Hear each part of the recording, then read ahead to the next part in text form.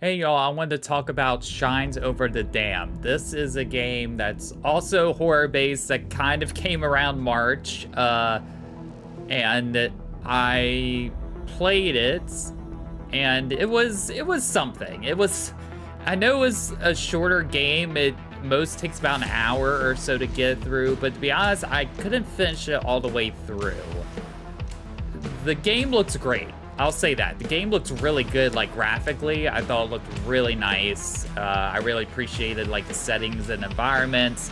There's a dog in the game, so you can't complain about that. Although it seemed with the part I played, you couldn't pet the dog, but again, I didn't play it all the way through. Now, for such a short game, how did I not play it all the way through, you're asking? It's just because the gameplay, to me, just felt off.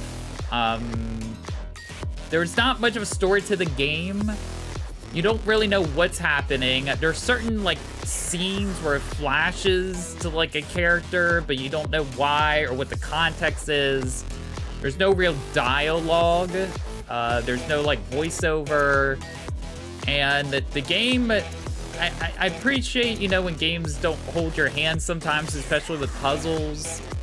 But there's that, then there's, like, you having no idea what's going on. And I felt that playing this game, a lot of the time, I didn't know, like, what my objective was, what I was supposed to be doing. Some stuff I kind of figured out on my own in terms of, like, oh, there's a little bit of platforming I have to do. But then sometimes the way they presented it kind of hindered it a bit to me. Like, I was trying to go across these platforms, and it's like, oh, the light's telling me where to go, but then halfway through, the light would disappear, and I would have to, like, double back. And then sometimes I feel like I was jumping in the right place, and then I would miss. The controls are pretty simple. You just can run, you can jump, and walk. It's a little bit of a walking sim as well, but as a person who likes horror walking sims, I just got more frustrated and annoyed the further I went in. I kind of stopped around this point where we're in the boat. So there's a scene in the boat where I kind of got frustrated and kind of dipped out of it, where you had to use the analog stick to shimmy over instead of just, like, using the left stick to, like, glide over.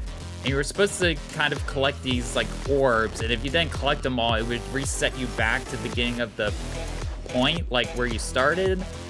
And I did it a few times. It just got annoying to me, the way I had to move around. I kept, like, falling and dying a lot earlier on those platforms I talked about, and I just got really frustrated really quickly, and I was like, why am I playing this game if I don't know what's happening? And it got really annoying, and I just didn't want to go further.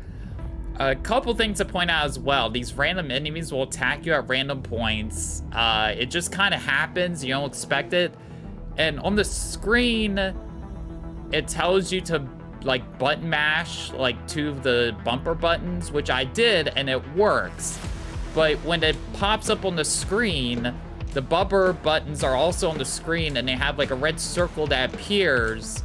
And so it makes it seem like you're supposed to press the buttons within, like, the circle, like it's like a quick time, but it's not. It is you mashing the buttons. So I wasn't sure why they added that aesthetic, because it seemed like it was, like, counter to what they were saying, and it come across as confusing.